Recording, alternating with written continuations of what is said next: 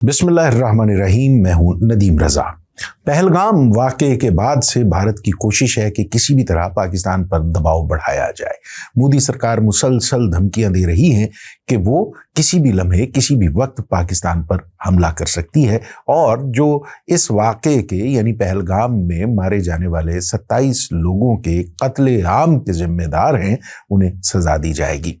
भारत का वाज़ेह इशारा पाकिस्तान की तरफ है। पाकिस्तान में मौजूद वो तंजीमें जिनको हमेशा से भारत दहशतगर्द करार देने की भौंडी कोशिश करता रहा है, इस बार भी उसका वाज़ेह इशारा उसी जानिब है।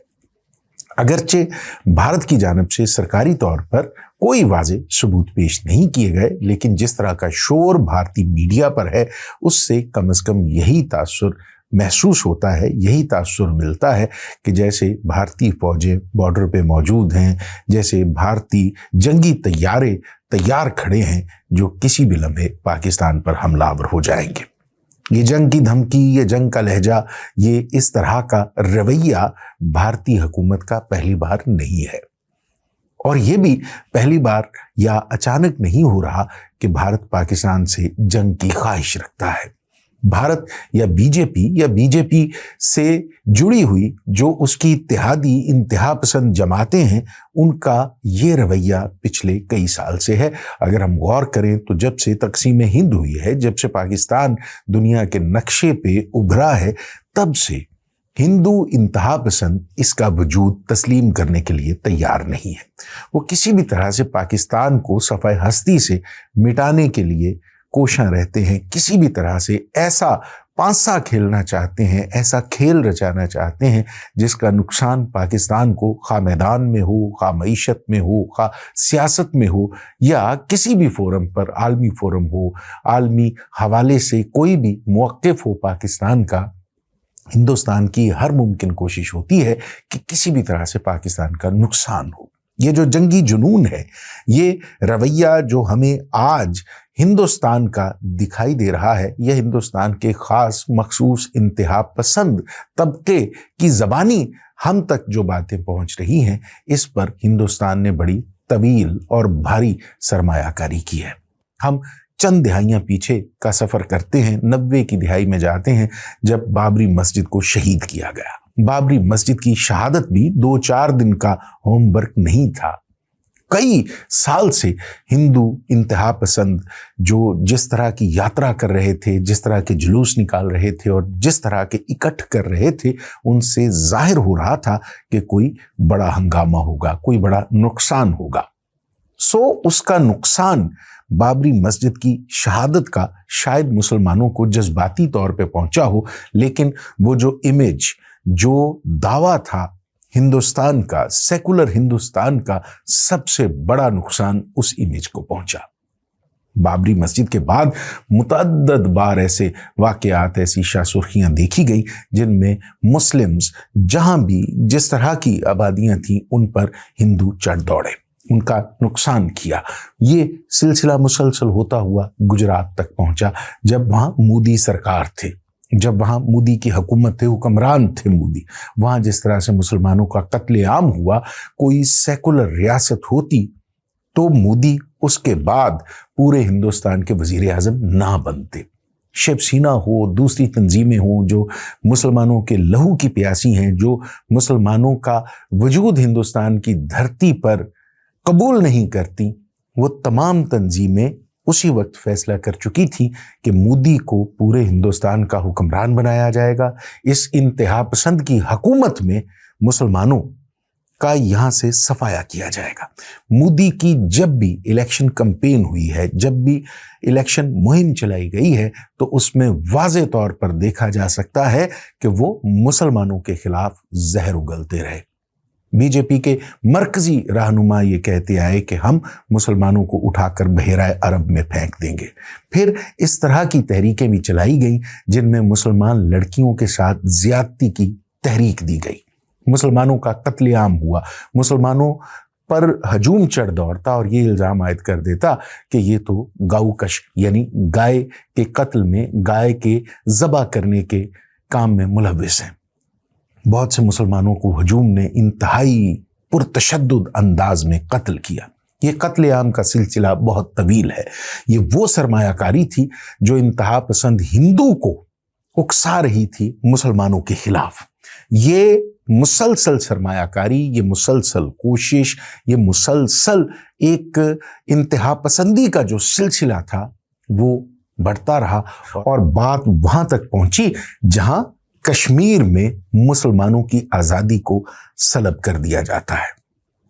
پھر ہندوستان پاکستان پر حملہ کرنے کی کوشش کرتا ہے. ابھی نندن کی جو درگت بنائی جاتی ہے، مودی سرکار کو توقع ہی نہیں تھی کہ پاکستان اس طرح کا رسپانس کرے گا. اس حملے کا جواب اس مستعدی اور تیزی کے ساتھ دے گا.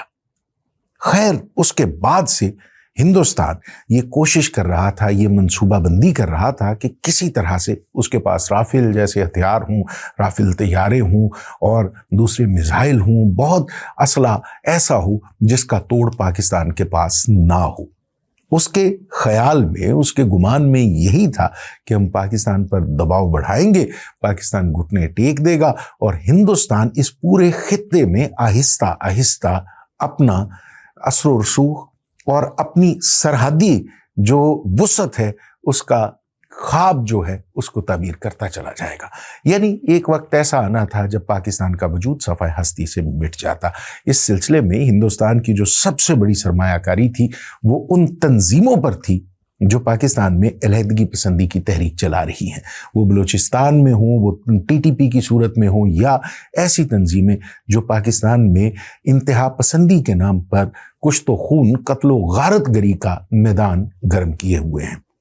اگرچہ ہماری سیکیورٹی فورسز ان کے پیچھے ہیں، اگرچہ ہماری سیکیورٹی فورسز نے اس سلسلے میں بھارت کو ناکوچنے چبوائے ہیں، لیکن پھر بھی یہ تنظیمیں پاکستان کے لیے، پاکستان کے وجود کے لیے، پاکستانیوں کے لیے وبال جان بنی ہوئی ہیں. اور اب جب یہ پہلگام کا واقعہ ہوا ہے، جب یہ پہلگام میں 27 لوگوں کا قتل ہوا ہے، تب سے مودی سرکار بجائے اس کے کہ امن کی خواہش کرتی، بجائے اس کے کہ پاکستان کے ساتھ، پاکستانی جمہوری حکومت کے ساتھ بیٹھ کر مسائل کو حل کرتی، بجائے اس چیز کے کہ مشترکہ طور پہ جس طرح پاکستان نے کہا اس واقعے کی تحقیقات کی جاتی، اس واقعے کی جڑ تک پہنچا جاتا، یا پھر جس طرح پاکستان کا موقف ہے کہ کوئی بھی عالمی ماہرین، کوئی بھی ایسا ملک جو اس حوالے سے مہارت رکھتا ہے، وہ جاپان ہو سکتا ہے، جرمنی ہو سکتا ہے، فرانس ہو سکتا ہے، رشیا ہو سکتا ہے، ایران ہو سکتا ہے، سعودی عرب ہو سکتا ہے، اور سب سے بڑھ کر امریکہ ہو سکتا ہے. اس کے نمائندے، اس کے ماہر، ایسے تفتیش کار جو ایسے مسائل کی گتھی سلجھانے میں ماہر ہوں، وہ بیٹھ کر غیر جانبدار فورم پر اس مسئلے کا حل تلاش کرتے، اس کے مجرموں تک پہنچتے، وہ ہاتھ جو اس واقعے میں ملوث ہے اس پر گرفت کرتے، وہ کردار بے نقاب کرتے جو در حقیقت اس کھیل کے پیچھے ہیں.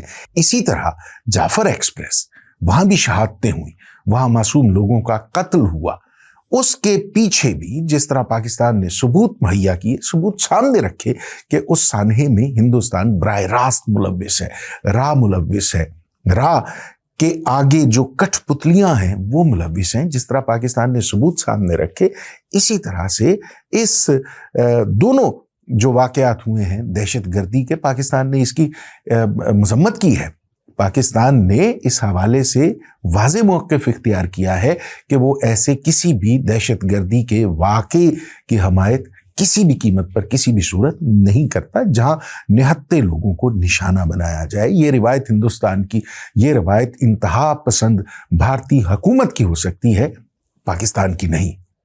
پاکستان کے لیے عام آدمی، خواہ وہ ہندوستان میں ہو، پاکستان میں ہو یا دنیا کے کسی بھی خطے میں ہو، اس کی جان اتنی ہی عزیز ہے جتنی زندگی اس پاکستان میں، اس خطے میں ہمارے ہاں پنجاب، بلوچستان، سندھ یا KP میں بسنے والے عام شہری کی زندگی قیمتی ہو سکتی ہے.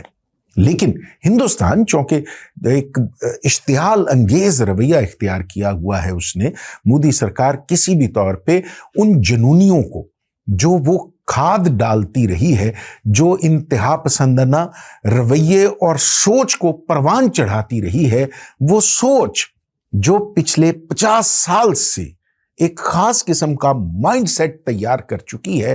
وہ تصورات جن کو دہشت گردی کی صورت میں پاکستان کو صفائے ہستی سے، مسلمانوں کو صفائے ہستی سے مٹانے کی ترجمانی کرتی ہے، اس سوچ کو لے کر اس ایندھن میں مودی سرکار کسی نہ کسی طرح سے اپنے سیاسی مفادات حاصل کرنا چاہتی ہے. انتخابات آنے والے ہیں. ہندوستان میں جب بھی انتخابات کا موسم ہوتا ہے، انتخابات کا ماحول ہوتا ہے، تو مودی سرکار ایسا ایڈونچر ضرور کرتی ہے. اب بھی ہو رہا ہے، اس سے پہلے بھی ہوتا آیا ہے، لیکن مودی سرکار یہ بھول جاتی ہے کہ کوئی بھی جنگ ہتھیاروں سے نہیں لڑی جاتی. کوئی بھی جنگ میدان عمل میں اس قوم کی طاقت سے لڑی جاتی ہے جو اپنی فوج کے ساتھ ہوتی ہے. تحریک انصاف ہو، نواز لیگ ہو، JUI ہو، یا پھر پیپلز پارٹی ہو، کوئی بھی سیاسی جماعت ہو، فوج سے، اسٹیبلشمنٹ سے کسی بھی طرح کے اختلافات ہو سکتے ہیں. ہمارے انٹلیکچوئل کے اختلافات ہو سکتے ہیں.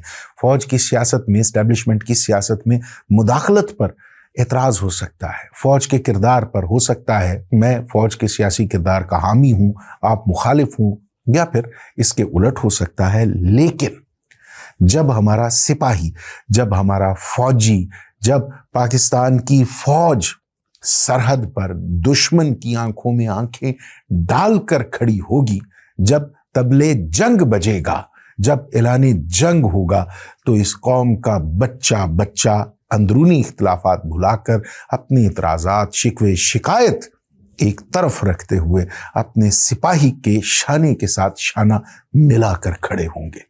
یہ قوم موت سے نہیں ڈرتی. یہ قوم اپنی جان ہتھیلی پہ رکھے ہوئے دشمن سے پنجہ آزمانے کے لیے تیار بیٹھی ہے. اسے کوئی خوف نہیں ہے، اسے کوئی ڈر نہیں ہے. جنگ کل کو لگتی آج لگ جائے. پاکستان کا بچہ بچہ جذبہ جہاد سے سرشار ہے، اس جذبے کی روشنی سے منور ہے. وہ خوف زدہ نہیں ہے، خوف اس کے پاؤں کی ٹھوکر پر. ہندوستان شوق پورا کر لے. مودی سرکار اپنی انتہا پسندی کے جنون میں مبتلا ہو کر پاکستان سے لڑائی کرنے کا ارادہ کر کے دیکھ لے، لڑ کے دیکھ لے. یہ خبر تو تب ہوگی، یہ پتہ تو تب چلے گا جب میدان میں دونوں اتریں گے. کون کتنا طاقتور ہے اور کون کس حد تک جا سکتا ہے. یہ جملہ دہراتے ہوئے مجھے اپنی قوم پر، اپنی ریاست پر، اپنے ملک پر، اپنے سپاہیوں پر فخر ہے کہ جنگ ہندوستان شروع کرے گا اور ختم پاکستان کرے گا. ہم رہے نہ رہیں، ہم موجود ہوں نہ ہوں، لیکن مسلمانوں کے نام لیوا، اسلام کے نام لیوا، جس اسلام کے خلاف ہندوستان میں انتہا پسندی کو ہوا دی جا رہی ہے، رب کے نام لیوا، رسول کریم صلی اللہ علیہ وآلہ وسلم کے ماننے والے، چاہنے والے، ان کے نام لیوا اس دھرتی میں نہ صحیح پوری دنیا میں موجود رہیں گے، لیکن ہندو نہیں ہوں گے. خدا نہ خواستہ، خدا نہ کرے، خدا نہ کرے، یہ جنگ چھڑتی ہے، یہ جنگ پھیلتی ہے، یہ جنگ ایٹمی جنگ میں تبدیل ہوتی ہے، تو پھر دنیا سے ہندوازم تو شاید ختم ہو جائے، لیکن مسلمان اسی طرح سے آباد رہیں گے. اجازت دیجیے. خدا حافظ.